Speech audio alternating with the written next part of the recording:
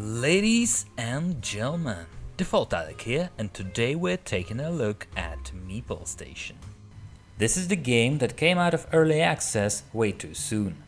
It looked promising. Management sims in general are relatively hard to come by, and those that are actually good are even more rare. So I gave it a try, hoping that even though it may not be a new dungeon keeper, the general theme of the game and its humorous nature will be a good enough reason to recommend it. And I genuinely wanted to. Don't get me wrong, I love management simulators. Aside from Dungeon Keeper, I played the hell out of an Evil Genius, very much enjoyed Prison Architect, tried Dream World, and even attempted to play a classic Dwarf Fortress, which didn't go well. Some of those are even mentioned as an inspirations behind this game by its developers, a small company by the name of Vox Games. Meeple Station is the second attempt at making a commercial video game, the first one being Regions of Ruin, a side-scrolling RPG. As you can see, there are no genre consistency in this company to speak about, at least not yet. One might say that they are actively trying to find a niche in this industry, so let's have a look at how that search is going for them so far. At the start, we have a sandbox and a campaign mode. The difference between them is that in a sandbox mode you don't get any story missions and events. Aside from that, the modes are pretty much identical, even in terms of having to watch an unskippable intro cutscene every time you start a new game. You are not a movie, please stop that. There's no gameplay options to speak about, aside from ambiguous difficulty setting. It isn't clear what exactly this will do to make the game more difficult, and that is the first sign of a problem. The game doesn't tell you much, and in such genre as a management sim, this is a grave mistake. In any strategy game, the player has to be in control of a situation, and turning a strategy game into a management sim means that commands, which are mandatory for your minions to execute, are replaced by directives that your minions will follow at their own pace. In other words, the game takes some degree of control over what's happening away from the player, allowing him to concentrate on bigger picture. But in return, it should provide all necessary tools that will allow him or her to monitor the situation and have some degree of influence over it. The lack of such tools will result in player having a tough time trying to direct the game to where he or she wants it to go. Essentially, the game turns into an uncontrollable roller coaster where you cannot do anything to change the outcome. And that's why management simulators are one of the most difficult genres out there. It is incredibly tough to balance players' control over a situation, and the quality AI is mandatory. A few things can be more off-putting than a dumb AI that bugs out and refuses to properly do its job. And before I give you a couple of examples of this, let's take a quick look at meeples themselves. Meeples are composed of essentially three parts: stats, traits, and skills. Stats affect your meeple's general behavior, traits modify it in one way or another, and skills determine how good your meeple is on a specific job. There's a lot of those, and you won't be able to tell which jobs are essential and which are not if you are playing for the first time. But ultimately, this doesn't really matter, because meeples are gradually improving their associated skill as they do their job.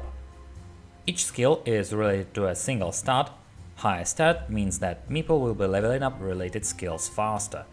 So yeah, you can't actually have all your meeples perform decently on all jobs. I don't know if there is a skill cap of any description, but multi-specialized meeples are definitely a way to go. As with most other management simulators, your meeple minions will have the needs to care for. There aren't a lot of those. They need to breathe, eat, bathe, and sleep. The mood meter here represents a degree of happiness the meeple is experiencing, and if it goes down, the stress meter goes up. And when the stress meter is full, the meeple will have a chance to commit suicide. Stressed and miserable meeples will also not perform well on their jobs. So if you screwed up and build an airlock that vents the whole room each time it is opened, then you'll have a tough time fixing that. because your engineers that will need to work there for a while will suffer from asphyxiation and gain stress as a result, which in turn makes them work less effectively, and at the end of the day, fixing an issue they were suffering from is delayed. You probably already see where this is going. It is a kind of a death spiral where one issue, if not fixed quickly, can cost you the game.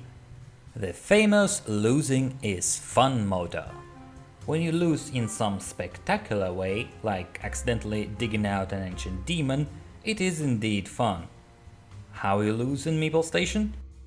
Well, once I had an influx of new crew members and my food generation, represented by fish tanks, didn't quite get there and reserves started to diminish. I couldn't just build a new fish tank because it's made of glass, which I didn't have the technology to make. On a space station, you don't have the technology to make glass. Yes, that is a thing here. So anyway, the only way to get glass aside from very slowly researching was to wait for trade shuttles and try to buy glass from there. Half of them didn't have any glass, and those that did had 2 or 3 at most. Fish tank requires 20. Researching wasn't really an option either, because my scientist was starving and stressed out, so he spent most of the time idling about in corridors. I had to actually restart from earlier save file and make sure I research glass and have some extra fish tanks before I have a new crew coming. If only I could dismiss some of my crew, except this button didn't work on release. They fixed it a couple of weeks after my attempt, but it doesn't make it acceptable to release the game in such state. Wanna see more hilarious ways to lose in this game? How about making a dormitory for your crew instead of those tiny little 2x1 capsules you see in a tutorial? No, really. That is all you need to do to lose the game. Apparently, Meeples hate sleeping within a close proximity to others and get severe mood penalties when they have to. I'm not kidding. I had my whole station deserted in about 15 minutes of my first playthrough, where I decided that personal quarters is a little too much for my initial crew of 5 people. They constantly got mood penalties like woken up by someone or lacking privacy, and eventually started to leave through an airlock without a spacesuit.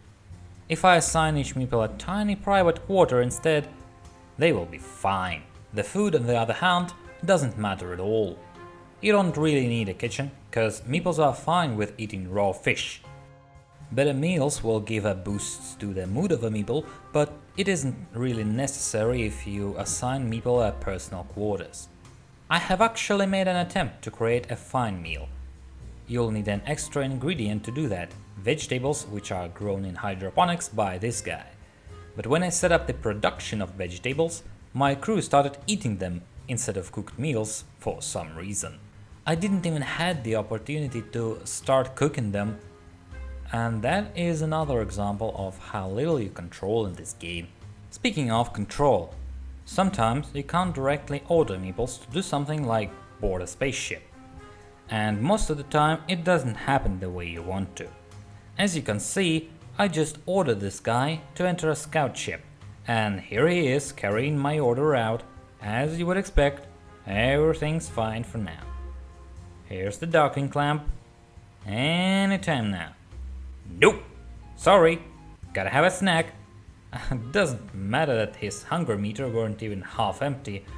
It's in the top half, but he still decides that he needs to eat.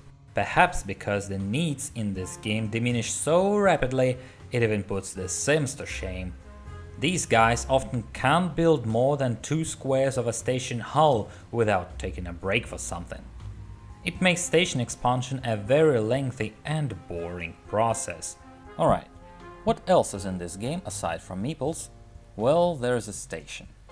It consists of several utilities that help your crew survive. That's probably supposed to be a system with layers of complexity that should keep you busy while planning and expansions. But that doesn't really happen. All you need to do for every part of your station is to set up the air vents, to have air.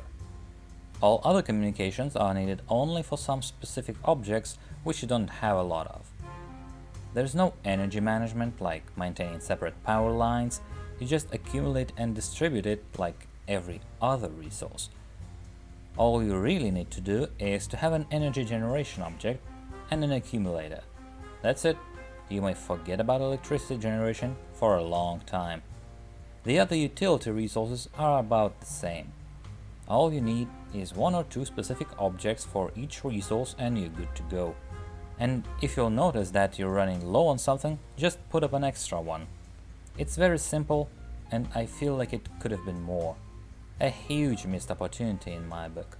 At this stage, it feels incredibly shallow and even unnecessary.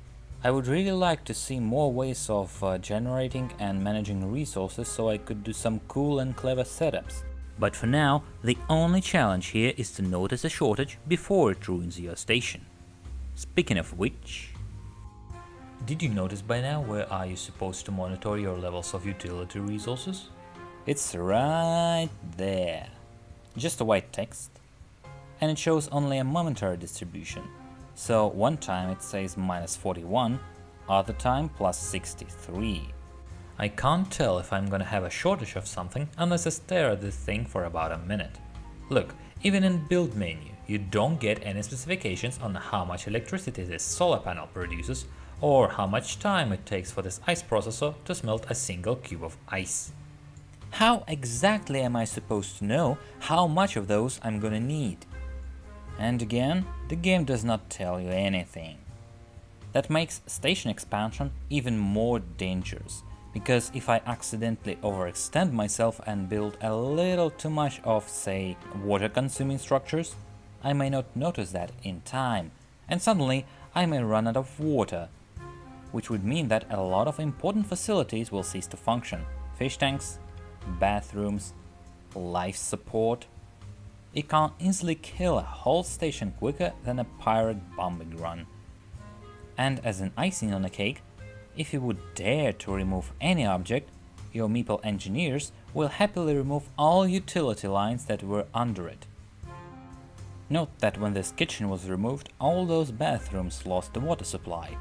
I didn't request those to be removed, and it will even remove those communications that are unrelated to the objects in question.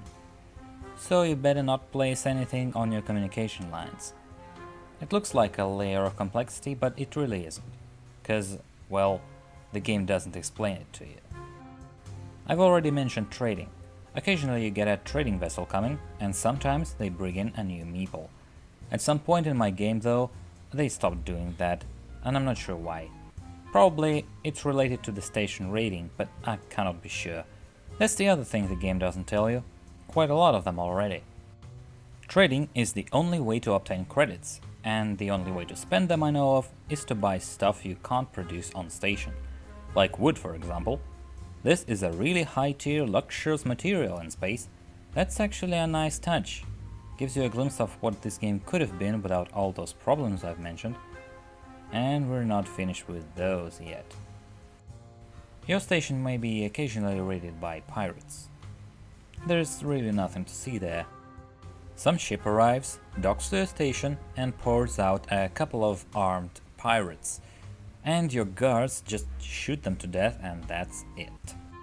I never had that happen to me aside from one particular tutorial, and that was underwhelming.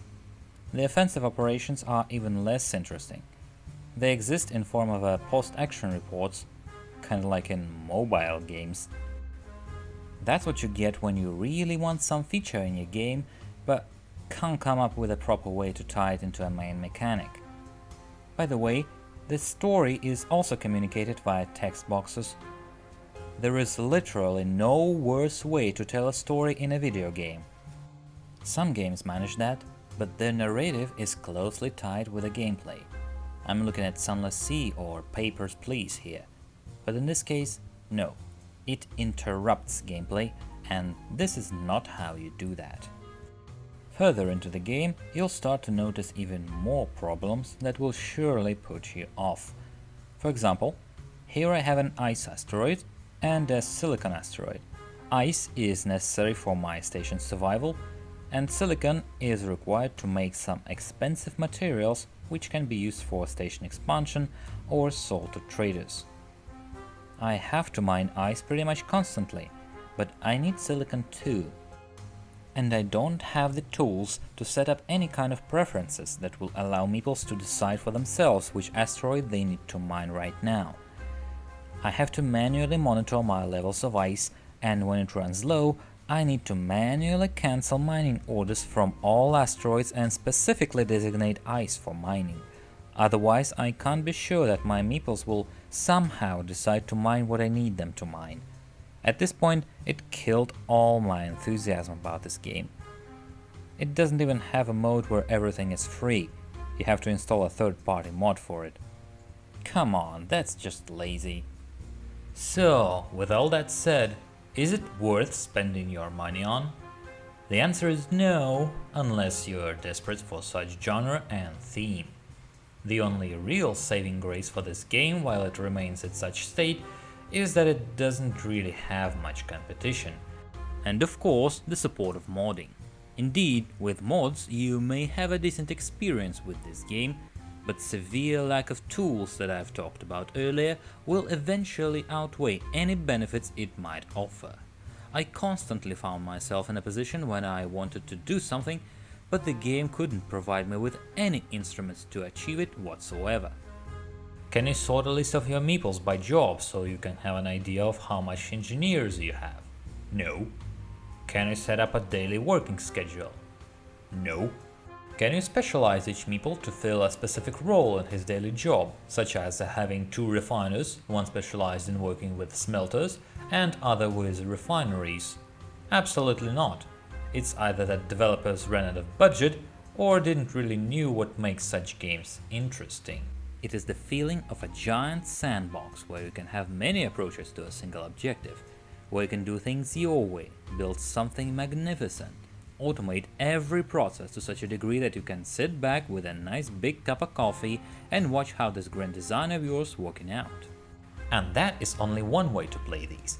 You might want to have a challenge run with limited resources, dangerous surroundings, or some other challenges that you might even make up on your own. But here you can't really do that. Everything is very simple and every problem can realistically be resolved by just having more X. Meteor showers? Have more shield generators that protect the whole station. Oxygen running low? Just slap another life support system. Pirate raid? Just give everyone a guard job. There's no need to have an armory or anything. Every meeple just pulls a blaster rifle out of his ass the second it is assigned to a guard duty. And when everyone on station is a guard, no pirate raid would be a problem. And after everything's over, you just assign everyone back at their usual jobs. When you figure this game out, which you can do in a couple of hours, you'll realize how shallow it really is. You could do so much more with this game if you really try. But alas, it looks like Vox Games just couldn't handle it. I can see ambition and enthusiasm behind this game. Developers clearly tried to create something they were passionate about, but unfortunately, their passion seemed to have mostly evaporated soon after they launched this game in early access. It's a full release now, and it is full of bugs and missing features. I even saw a couple of leftover placeholder texts. They claim this to be a labor of love. It might have been once, but now it looks like devs are mostly trying to entertain themselves by introducing new features here and there, while mostly ignoring the non-game breaking bugs that are still present. I'm sorry, but I can't think of any other reason Meeple Station released in this state. What a shame. Meeple Station, available on Steam for $20. If you want to support the developers, just hope they don't abandon this game early, cause it does really have potential. I'm Default Alec, and I'll be seeing ya.